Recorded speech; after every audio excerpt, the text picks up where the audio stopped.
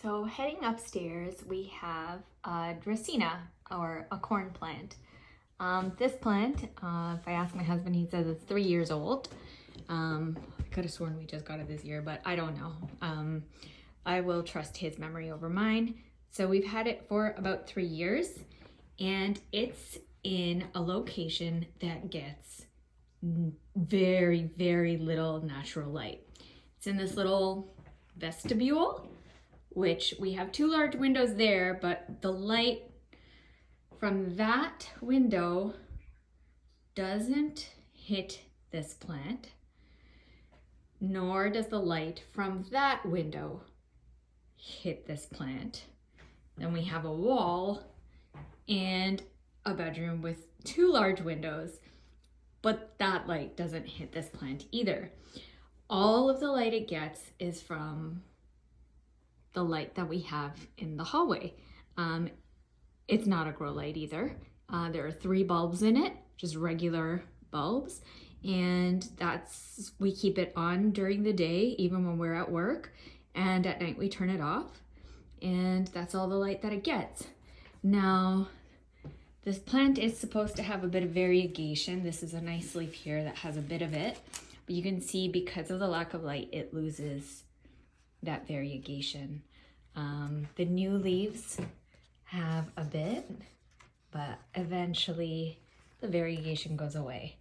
It's still a very nice plant to have in this location, and I'm happy that we can have it here. I'm surprised that it grows here. It's growing well, slowly but well.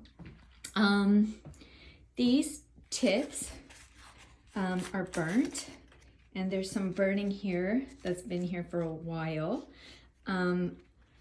It's not on everything, but recently I learned that because our tap water has chlorine in it, it's better to leave the water overnight, and that will significantly decrease the amount of burnt tips that you get.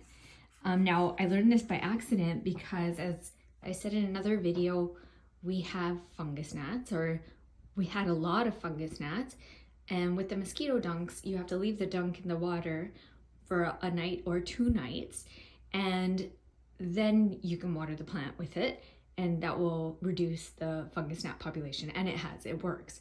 But in addition to that, it also gives time for the chlorine to evaporate, and that's been doing a great thing for the plant. So then you don't have these burnt tips anymore, which is awesome.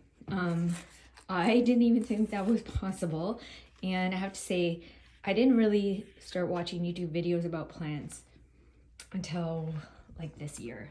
So this is the year I learned about that.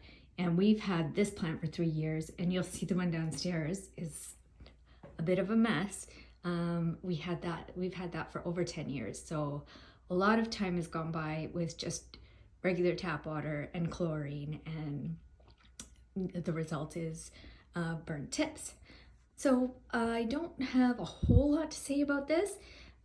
With the fungus gnats, we did try diatomaceous earth, and it's just a mess. This year is the first year I ever tried diatomaceous earth as a real attempt to get rid of pests in my outdoor garden. And it's a mess everywhere, inside, outside. The only thing that I kind of liked the diatomaceous earth for was we have a lot of ants sometimes on our, like the patio stones. And when you pour diatomaceous earth on the patio stones, it gets rid of the ants right away.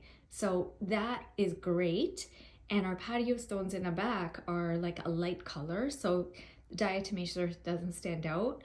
But I did use it in the front where the stones are a bit darker, and I didn't try to wash it off like with the hose, because we have it actually hooked up on a timer, so I didn't put the effort into just really trying to get rid of the diatomaceous earth, and it's still there. So 3 months later, the diatomaceous earth is still on the patio stones.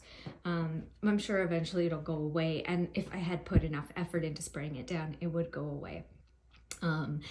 But I did recently cover the diatomaceous earth, which leaves like this crusty film on the top of the soil. I covered it with like this orchid bark from Better Grow, and it looks much better like that.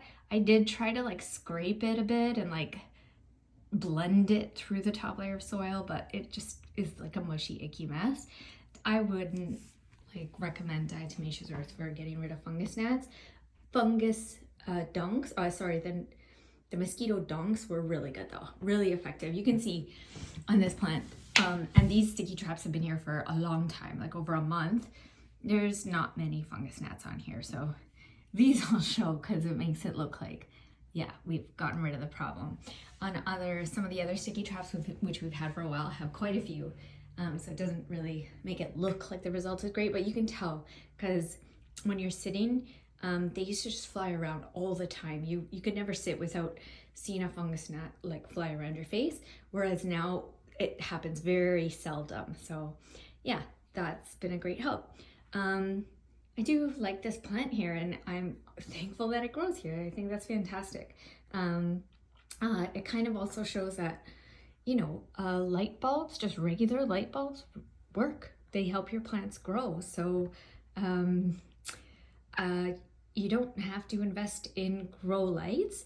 Your plant might grow slower, but try it out before you invest in the grow lights, because like they work. This light is keeping this growing. We used to not put the effort into turning this light on, and it was a much slower growth. With this light, it's still slow, but much better. Like there's usually a new leaf coming out, but it takes a long time. So these new leaves have been around for maybe 2 to 3 months, and you know, maybe by the next video they'll be fully grown. We'll see. But yeah, it's a nice plant.